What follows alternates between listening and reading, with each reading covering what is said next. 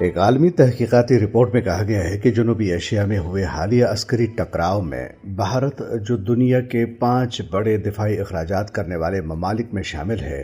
اور جس کا سالانہ دفاعی بجٹ 92 ارب ڈالر سے تجاوز کر چکا ہے، اپنی وسیع مالی اور عسکری برتری کے باوجود پاکستان کے خلاف مطلوبہ نتائج حاصل کرنے میں ناکام رہا۔ رپورٹ کے مطابق پاکستان، جس کا دفاعی بجٹ اس کے مقابلے میں کئی گنا کم یعنی تقریباً صرف 11.9 ارب ڈالر ہے، نے محدود وسائل کے باوجود بھارت ہی کی طرف سے بچھائی گئی جنگی بساط میں اس کو بچھاڑ دیا اور اپنی دفاعی صلاحیتوں کا عملی ثبوت دیا۔ یہ رپورٹ جنوبی ایشیا میں طاقت کے توازن کے بارے میں روایتی تصورات کو چیلنج کرتی ہے، جہاں اکثر یہ سمجھا جاتا ہے کہ زیادہ دفاعی بجٹ ہی عسکری برتری کی ضمانت ہوتا ہے۔ تاہم زمینی حقیقت اور جدید جنگی صلاحیت یہ ظاہر کرتے ہیں کہ صرف مالی وسائل نہیں بلکہ حکمت عملی، تربیت، ٹیکنالوجی کا مؤثر استعمال اور فوجی نظم و ضبط اور سب سے بڑھ کر قومی جذبہ اور نظریہ فیصلہ کن کردار ادا کرتے ہیں۔ یہی وہ عوامل ہیں جنہوں نے محدود وسائل کے باوجود پاکستان کو جنگ مئی میں اپنے سے 8 گنا بڑے دشمن پر تاریخ ساز فتح دلائی ہے۔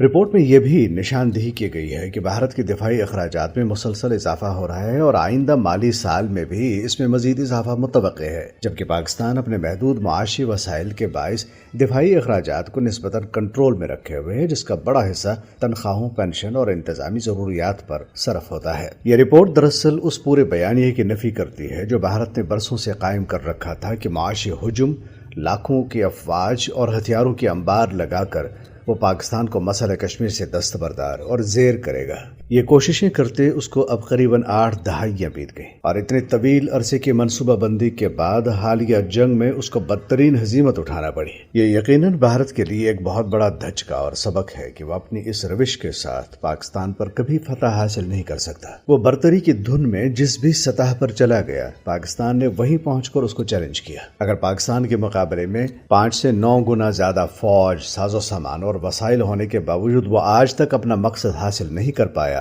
اور الٹا زیر ہو گیا ہے، تو یہ اس کے لیے اپنے زاویے مکمل طور پر تبدیل کرنے اور اپنی راہیں از سر نو متعین کرنے کا مقام ہے۔ دونوں ممالک اتنی بڑی فوج اور جنگی ساز و سامان رکھنے اور جنگوں اور مخاصمتوں میں الجھنے کے متحمل نہیں ہو سکتے۔ مخاصمت کے اس راستے کی کہیں منزل نہیں ہے۔ پاکستان شروع دن سے دشمنیوں، نفرتوں اور مخاصمتوں کے بجائے امن و مفاہمت کا راستہ اپنانے پر زور دیتا آیا ہے۔ بھارت کی اس بہت بڑی ناکامی کی بنیادی وجہ مسئلہ کشمیر کے قانونی، تاریخی اور زمینی حقائق کی بنیاد پر حل کے بجائے فوجی طاقت کو بڑھا کر کشمیریوں کو کچلنے اور پاکستان کو بچھاڑنے کی سوچ رہی ہے۔ اب یہ سوچ بدلنے کی ضرورت ہے اور بدلنے کی ذمہ داری بھارت ہی پر عائد ہوتی ہے، کیونکہ اس نے غلط راستے کا انتخاب کر کے 8 دہائیوں سے خطے کے عوام کو نقصان پہنچایا۔ مودی کے ہندتو جنون میں بہتے بھارت میں تو خیر اس کی فی الحال امید نہیں کی جا سکتی، البتہ بھارتیوں کے پاس کوئی اور راستہ بھی نہیں بچا۔